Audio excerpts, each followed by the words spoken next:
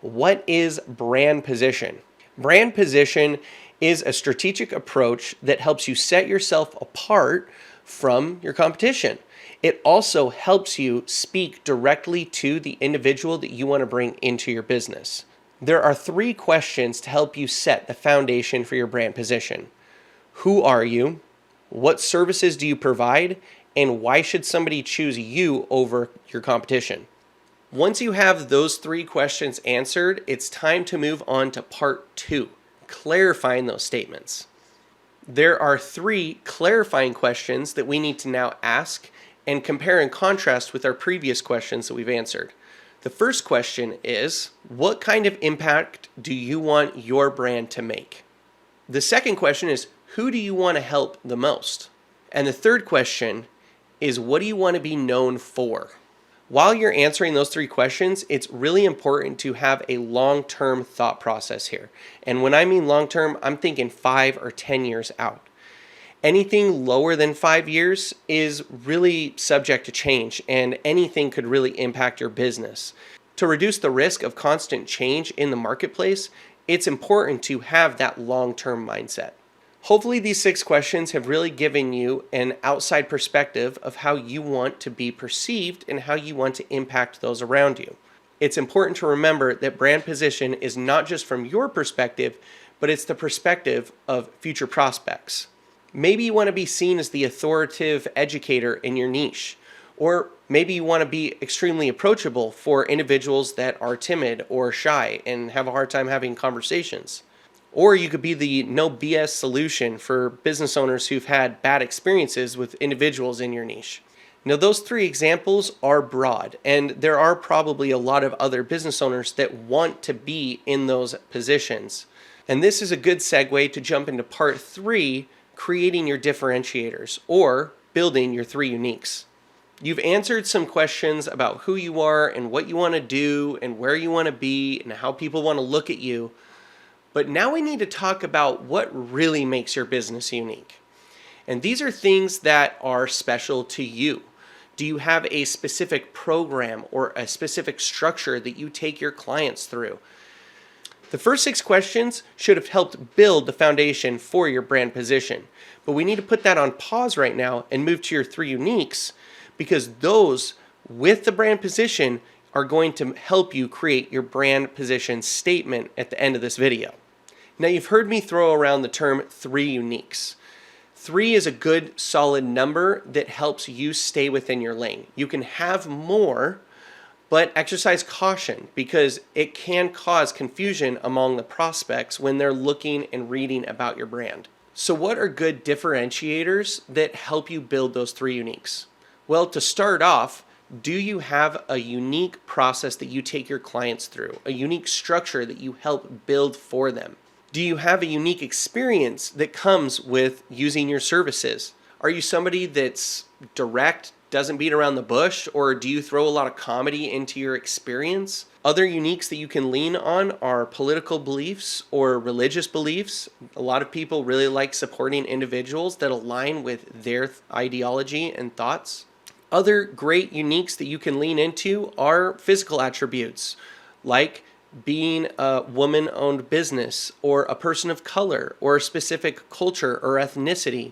If you've served our country, you can talk about being a veteran, or if you want to be really creative, you can talk about having ADHD and being somebody that multitasks and talks really quickly and has a lot of energy on the calls. There are tons of different angles out there. And you want to look at yourself, you want to look at your brand, you want to look at your employees. Really, what do you embody? Now, earlier at the beginning of this module, you heard me talk about bringing in specific clients. This is that area.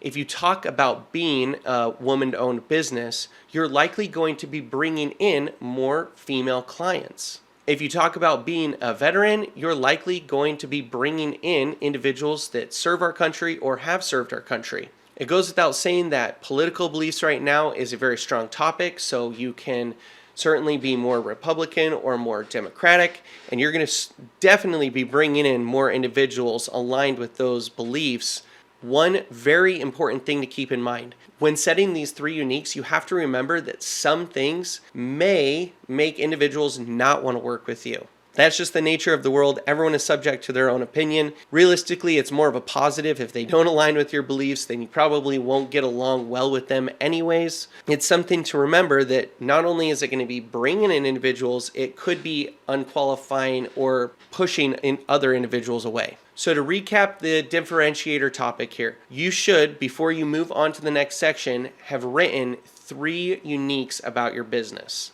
If you've written more, then I would prioritize those uniques in order and select either your top 3 or select the 3 that really stand out and mean the most to you. If there are uniques that you can combine, I definitely recommend that. It'll certainly help expand and broaden your business uniques. Otherwise, if you've got those 3, let's move on.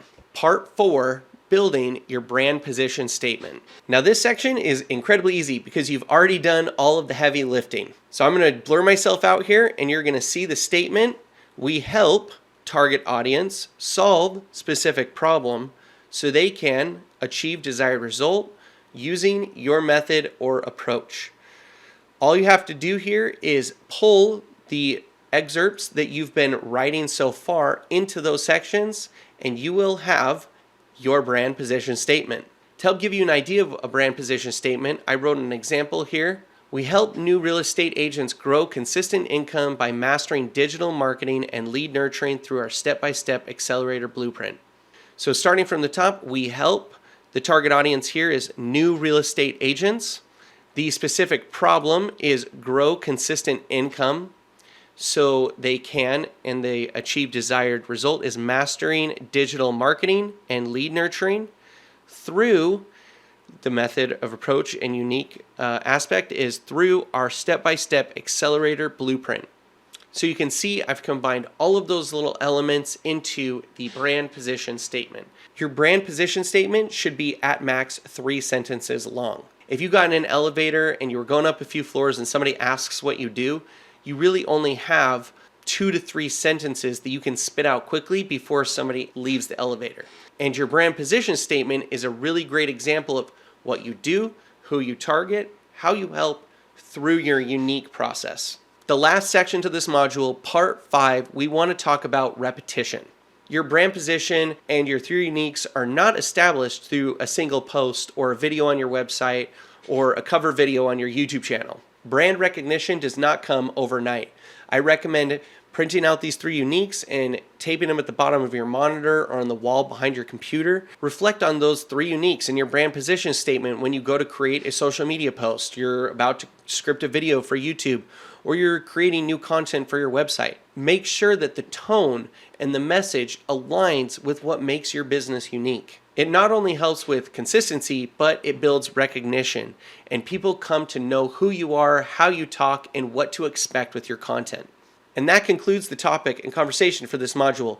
You should have, at very bare minimum, 3 uniques for your business and a 3-sentence max brand position statement. At this point, I recommend hole punching that piece of paper and throwing it into your binder, dropping it into your Google Drive or your OneDrive, and making sure that you have all of these elements that we've been building over the last 5 videos for your brand guidelines. This is that final piece. And in the next video, we're going to talk about compiling it all together.